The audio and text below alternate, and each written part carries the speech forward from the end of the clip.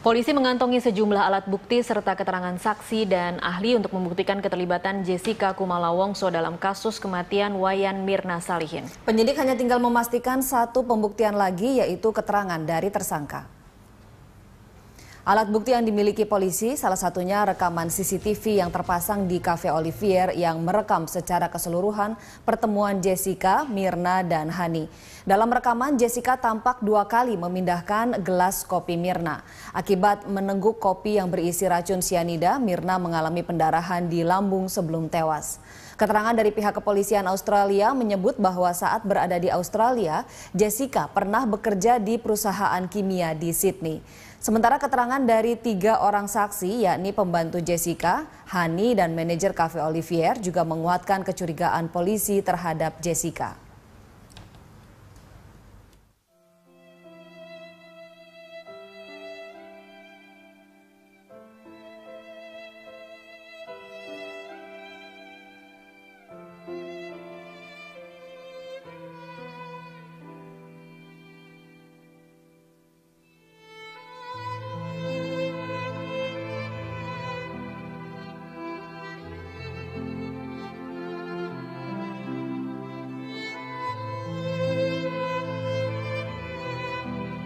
Cafe Olivier Grand Indonesia, tempat pembunuhan Mirna yang diperiksa oleh penyidik selama belasan jam. Namun kami juga masih mencari dan menggali informasi seperti apa hasil penyidikannya, karena ini merupakan hasil penyidikan rangkaian dari proses penyidikan kasus pembunuhan Mirna ini, dan kami juga masih menanti keterangan resmi dari pihak Polda Metro Jaya. Zulfia.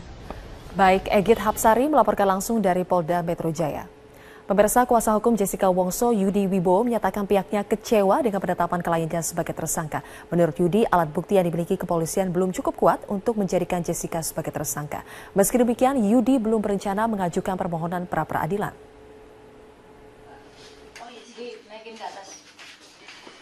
Pasca menjadi tersangka pembunuhan terhadap Wayan Mirna, Jessica Kumala Wongso mengaku kecewa dengan sejumlah alat bukti yang dimiliki kepolisian. Melalui kuasa hukumnya Yudi Wibowo, hingga kini belum ada alat bukti yang menunjukkan Jessica sebagai pelaku yang menaruh racun sianida tersebut. Berbagai alat bukti yang selama ini beredar hanyalah sebagai asumsi dari kepolisian. Yudi juga membantah pernyataan Jessica yang kerap berubah-ubah. Yang jelas konstruksi nomor 53 itu kan membuktikan bahwa dia minum sedikit. Di rumah sakit dia ngomong oke. Ya toh? Maka dari itu jangan direkayasa alat buktinya. Ya toh, dosa itu orang nggak berbuat, dituduh berbuat itu fitnah dan menzolimi orang. Dikatakan berubah-ubah loh, itu kan dijamin pasal 126 KUHP, pasal 126 itu saksi maupun tersangka itu diketik sesuai kata-katanya dia sendiri. Meski belum berencana mengajukan pra-peradilan, namun jika dalam 20 hari ke depan berkas pemeriksaan belum lengkap atau P21, kuasa hukum meminta agar kepolisian segera membebaskan Jessica. Ya, kita tunggu kapan pelimpahnya. Kalau pelimpahnya dilimpahkan ya kita siap sidang. Kalau sampai dalam 20 hari jaksa tidak P21, ya harus dilepas dong, kasihan dong. Itu berarti kan tanda-tanda kurang bukti. Harus cari lagi tersangka yang lain. Polda Metro Jaya mengklaim penahanan terhadap Jessica Kumala Wongso untuk menghindari tersangka melarikan diri, menghilangkan barang bukti, serta mengulangi perbuatannya. Jessica dijerat pasal 340 KUHP tentang pembunuhan berencana dengan ancaman pidana di atas 5 tahun penjara. Tim Liputan. Wabah semakin banyak ditemukan di sejumlah kota mengingat curah hujan semakin tinggi. Puluhan anak-anak korban demam berdarah dirawat di Rumah Sakit Kota Palembang. Hingga tanggal 1 Februari 2016 terdapat 624 kasus demam berdarah tersebar di 17 kabupaten kota di Sumatera Selatan. Data terbanyak kasus demam berdarah terdapat di Kabupaten Lubuk Linggau dengan 108 kasus, sementara Palembang 96 kasus.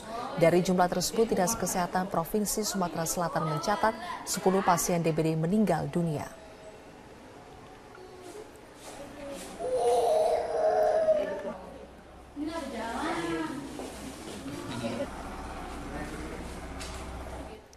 Sejumlah daerah telah menyandang status kejadian luar biasa atau KLB demam berdarah. Provinsi yang paling banyak sebaran demam berdarah adalah Jawa Barat. Sementara di Sumatera Selatan, 10 orang meninggal dunia akibat DBD. Informasi selengkapnya akan disampaikan Trianisha dari Bandung, Jawa Barat dan Nadia Atmaji langsung dari Palembang, Sumatera Selatan. Kita ke Trianisha dulu. Nisha, bagaimana pantauan sebaran ancaman demam berdarah di Jawa Barat? Ya, Zilvia, benar sekali yang tadi Anda katakan bahwa beberapa wilayah di Jawa Barat ini salah satu yang mendapatkan atau tersebar virus demam berdarah yang cukup tinggi. Menurut pantauan kami, ini beberapa rumah sakit sudah mulai dipenuhi oleh pasien penderita demam berdarah di Kota Bandung. Dan tak hanya virus demam berdarah saja, tapi juga virus flu Singapura yang saat ini sudah mulai menjangkiti warga Bandung dan memenuhi beberapa rumah sakit yang ada di Kota Bandung. Salah satu rumah sakit yang kami pantau adalah Rumah Sakit Immanuel di Kota Bandung. Berdasarkan data yang kami terima dari pihak Rumah Sakit Immanuel, saat ini terdapat sekitar 50 pasien penderita demam berdarah Denji yang sedang menjalani rawat inap di rumah sakit ini. Sementara untuk penderita virus flu Singapura yang datang dan berobat di Rumah Sakit Immanuel ini ada sekitar 40 penderita. Namun mereka tidak diwajibkan untuk rawat inap di rumah sakit ini, melainkan rawat jalan saja karena mengingat ini masih bisa dilakukan rawat jalan, namun masih tetap berada di bawah pantauan dokter ataupun dari pihak rumah sakit. Memang memasuki pertengahan musim penghujan seperti saat ini, warga Bandung ini atau warga di sekitar wilayah Jawa Barat perlu berhati-hati dengan virus penyakit demam berdarah dan juga virus flu Singapura. Di Rumah Sakit Immanuel, menurut informasi yang juga kami dapat dari pihak rumah sakit, dari 40 penderita virus flu Singapura ini didominasi oleh balita dan juga anak-anak. Dan ini gejala yang diderita oleh penderita virus flu Singapura sama seperti penderita demam berdarah. Dan berikut adalah pernyataan selengkapnya dari Dr. Riki, dokter ahli anak di Rumah Sakit Immanuel. Ya, belum lagi rawat jalan, karena memang tidak semua demam berdarah kita lakukan rawat inap ya, memang ada yang bisa dievaluasi juga di rawat jalan. Kemudian untuk flu Singapura yang juga banyak trennya hari-hari ini ya, yang untuk bulan ini saja kita merawat di rawat jalan itu sekitar lebih dari 40 ya. Untuk flu Singapura sendiri memang paling banyak itu dilakukan di rawat jalan ya, karena untuk indikasi rawat inap itu hanya kita indikasikan jika pasien tidak bisa makan minum karena akibat dari sariawan yang banyak di mulut ya. Untuk tanda-tanda flu Singapura sendiri itu hampir sama dengan virus-virus lain ya, tetap disertai dengan demam, kemudian didapatkan bintik-bintik merah di telapak tangan, telapak kaki, serta sariawan di mulut yang cukup banyak ya pasien. Zilvia. Dari Trianisha kita ke Nadia Atmaji. Nadia, hingga saat ini berapa orang meninggal di Palembang karena menderita demam berdarah? Zilvia, hingga saat ini 1 Februari 2016 pasien demam berdarah Denji yang meninggal di Palembang adalah 1 orang anak-anak. Wabah demam berdarah ini semakin mengkhawatirkan karena jumlah kasusnya terus bertambah hingga saat ini. Tercatat hingga saat ini ada 96 kasus dan terus bertambah sejak beberapa hari yang lalu, dan juga situasi dari ramainya pasien demam berdarah ini terlihat dari rumah sakit yang ada di Kota Palembang. Misalnya saja di Rumah Sakit Muhammadiyah saat ini dipenuhi oleh pasien-pasien yang sebagian besar adalah anak-anak.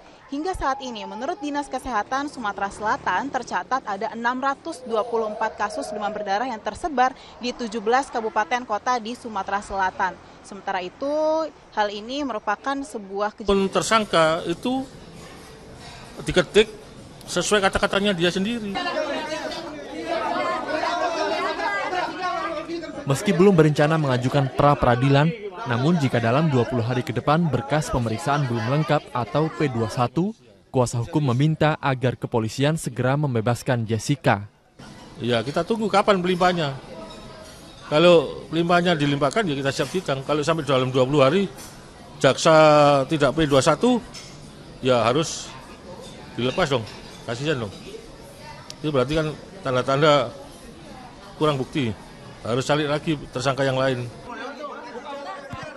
Polda Metro Jaya mengklaim penahanan terhadap Jessica Kumala Wongso untuk menghindari tersangka melarikan diri, menghilangkan barang bukti, serta mengulangi perbuatannya. Jessica dijerat pasal 340 KUHP tentang pembunuhan berencana dengan ancaman pidana di atas 5 tahun penjara. Tim Liputan. Wabah semakin banyak ditemukan di sejumlah kota mengingat curah hujan semakin tinggi. Puluhan anak-anak korban demam berdarah dirawat di Rumah Sakit Kota Palembang. Hingga tanggal 1 Februari 2016 terdapat 624 kasus demam berdarah tersebar di 17 kabupaten kota di Sumatera Selatan.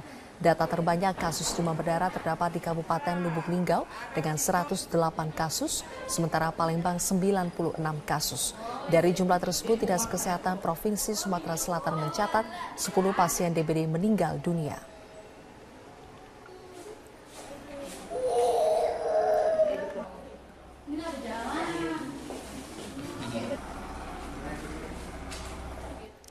Sejumlah daerah telah menyandang status kejadian luar biasa atau KLB demam berdarah. Provinsi yang paling banyak sebaran demam berdarah adalah Jawa Barat.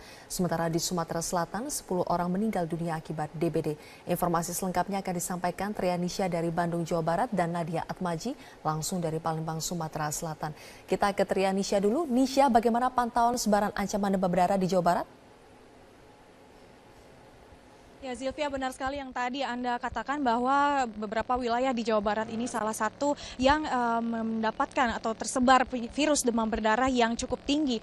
Menurut pantauan kami, ini beberapa rumah sakit sudah mulai dipenuhi oleh pasien penderita demam berdarah di Kota Bandung. Dan tak hanya virus demam berdarah saja, tapi juga virus flu Singapura yang saat ini sudah mulai menjangkiti warga Bandung dan memenuhi beberapa rumah sakit yang ada di Kota Bandung.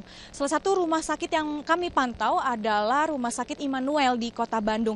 Berdasarkan data yang kami terima dari pihak Rumah Sakit Immanuel, saat ini terdapat sekitar 50 pasien penderita demam berdarah Dengue yang sedang menjalani rawat inap di rumah sakit ini. Sementara untuk penderita virus flu Singapura yang datang dan berobat di Rumah Sakit Immanuel ini ada sekitar 40 penderita. Namun mereka tidak diwajibkan untuk rawat inap di rumah sakit ini, melainkan rawat jalan saja karena mengingat ini masih bisa dilakukan rawat jalan, namun masih tetap berada di bawah pantauan.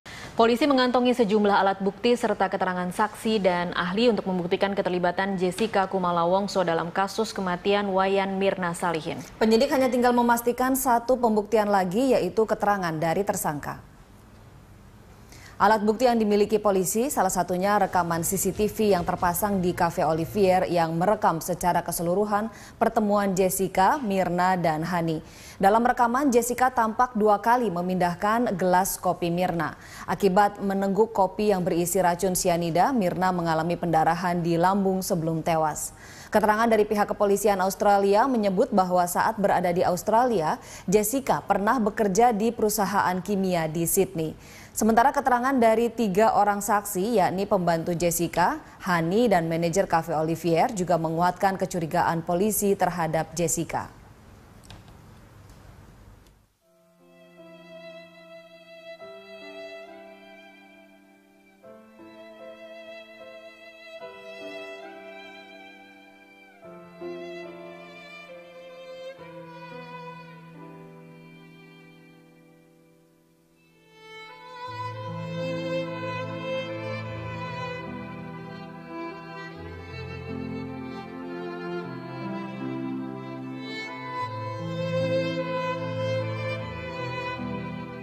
Cafe Olivier Grand Indonesia, tempat pembunuhan Mirna yang diperiksa oleh penyidik selama belasan jam. Namun kami juga masih mencari dan menggali informasi seperti apa hasil penyidikannya, karena ini merupakan hasil penyidikan rangkaian dari proses penyidikan kasus pembunuhan Mirna ini, dan kami juga masih menanti keterangan resmi dari pihak Polda Metro Jaya. Zilvia.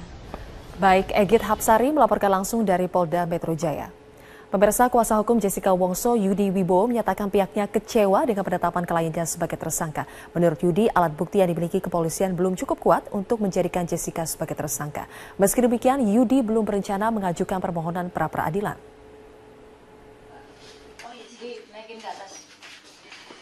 Pasca menjadi tersangka pembunuhan terhadap Wayan Mirna, Jessica Kumala Wongso mengaku kecewa dengan sejumlah alat bukti yang dimiliki kepolisian. Melalui kuasa hukumnya Yudi Wibowo, hingga kini belum ada alat bukti yang menunjukkan Jessica sebagai pelaku yang menaruh racun sianida tersebut. Berbagai alat bukti yang selama ini beredar hanyalah sebagai asumsi dari kepolisian.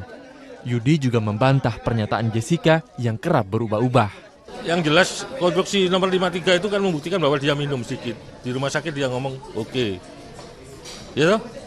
Maka dari itu jangan direkayasa alat buktinya. Ya toh, dosa itu orang nggak berbuat, dituduh berbuat itu fitnah dan menzolimi orang. Dikatakan berubah-ubah loh. Itu kan dijamin pasal 126 KUHP. Pasal 126 itu saksi maupun dokter ataupun dari pihak rumah sakit. Memang memasuki pertengahan musim penghujan seperti saat ini, warga Bandung ini atau warga di sekitar wilayah Jawa Barat perlu berhati-hati dengan virus penyakit demam berdarah dan juga virus flu Singapura. Di Rumah Sakit Immanuel, menurut informasi yang juga kami dapat dari pihak rumah sakit, dari 40 penderita virus flu Singapura ini didominasi oleh balita dan juga anak-anak.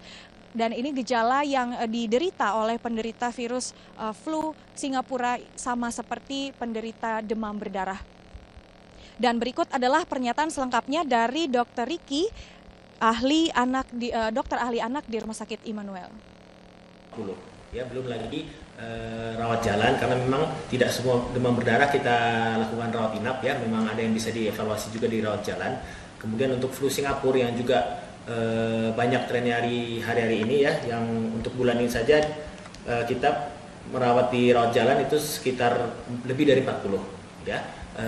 Untuk flu Singapura sendiri memang paling banyak itu dilakukan di rawat jalan ya, karena untuk indikasi rawat inap itu hanya kita indikasikan jika pasien tidak bisa makan minum karena akibat dari sariawan yang banyak di mulut ya.